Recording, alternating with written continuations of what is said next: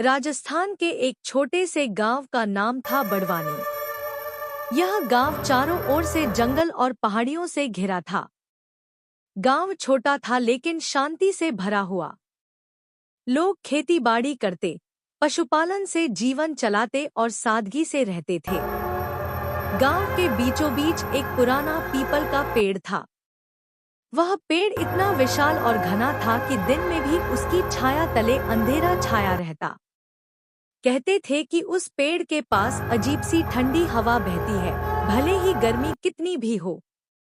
गांव के बुजुर्ग बच्चों को हमेशा चेतावनी देते, शाम नीचे ढलने मत के जाना, बाद इस पेड़ वहाँ के एक पास चुड़ैल मत रहती जाना, है, वहाँ वो एक तुम्हें चुड़ैल पकड़ के रहती है। मार डालेगी। चुड़ैल की कहानी।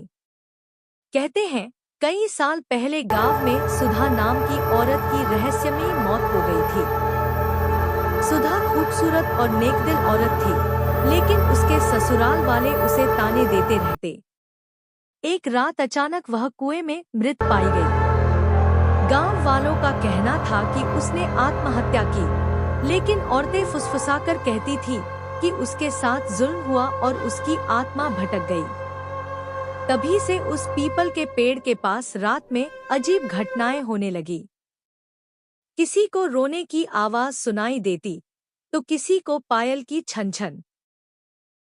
कुछ लोगों ने सफेद साड़ी पहनी औरत को पेड़ के नीचे बैठे देखा, जिसके लंबे खुले बाल जमीन तक फैल जाते थे और पैरों के पंजे उल्टे होते। रघु की जिद।